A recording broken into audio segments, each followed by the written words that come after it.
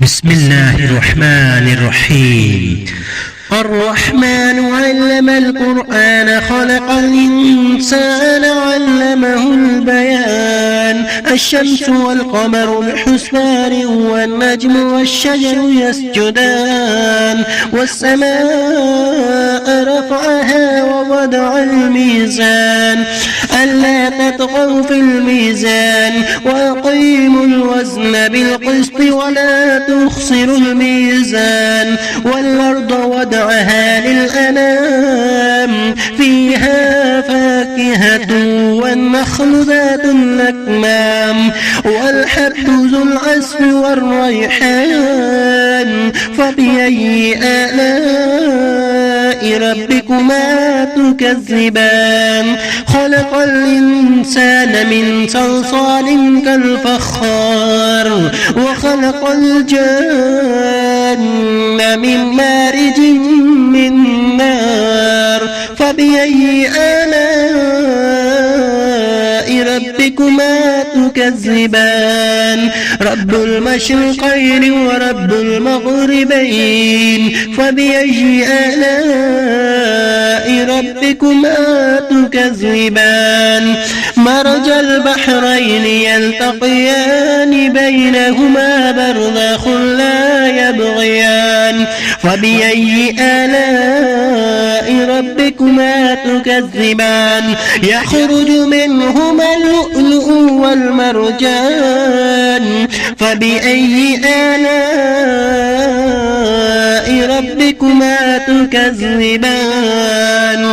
وله الجوار المنشآت في البحر كالأعلام. فبأي آلاء ربكما تكذبان؟ كل من عليها فان ويبقى وجه ربك ذو الجلال والإكرام. فبأي آلاء ربكما تكذبان؟ يسأله من في السماوات والأرض كل يوم هو في شأن. فبأي آلاء ربكما تكذبان؟ سنفرغ لكم أيها الثقلان. فبأي آلاء ربكما تكذبان؟ يا معشر الجن والإنس إن استطعتم أن تنفذوا من أقطار السماوات والأرض فانفذوا لا تنفذون إلا بسلطان. فبأي آلاء ربكما تكذبان؟ يرسل عليكما شواظ من نار ونحاس فلا تنتصران. فبأي آلاء ربكما تكذبان؟ فإذا انشقت السماء فكانت وردة كالدهان. فبأي آلاء ربكما تكذبان؟ فيومئذ لا يسأل عن ذنبه إنس ولا جان. فبأي آلاء ربكما تكذبان؟ يعرف المجرمون بسيماهم فيؤخذ بالنواسي والأقدام. فبأي آلاء ربكما تكذبان؟ هذه جهنم التي يكذب بها المجرمون يطوفون بينها وبين حميم آن. فبأي آلاء ربكما تكذبان؟ ولمن خاف مقام ربه جنتان.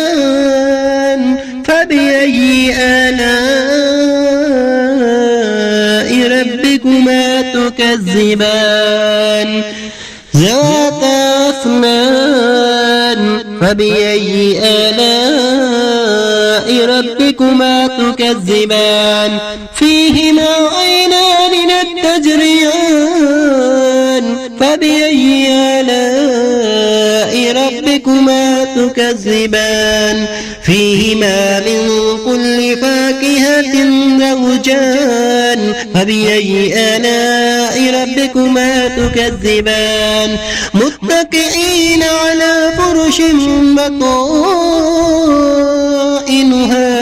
من استبرق وجنى الجنتين دان فبأي آلاء ربكما تكذبان فيهن قاصرات الطرف لم يطمسهن إنس قبلهم ولا جان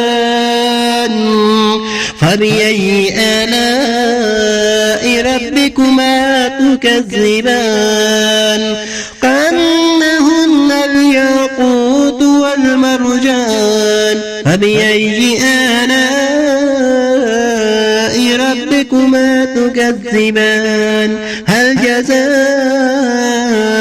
الإحسان إلا الإحسان فبأي آلاء ربكما تكذبان ومن دونهما جنتان فبأي آلاء ربكما تكذبان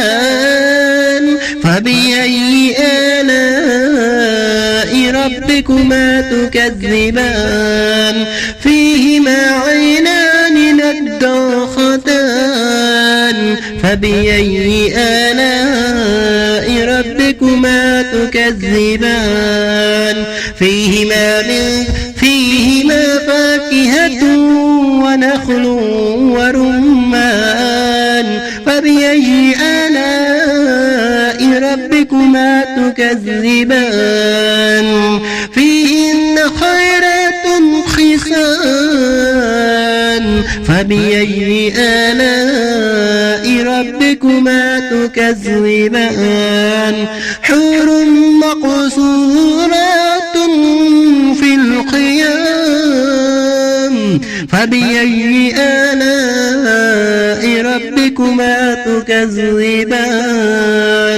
لم يطمسهن إنس قبلهم ولا جان فبأي آلاء ربكما تكذبان متكئين على رفرف خضر وعبقري حسان فبأي آلاء ربكما تكذبان تبارك اسم ربك ذي الجلال والإكرام.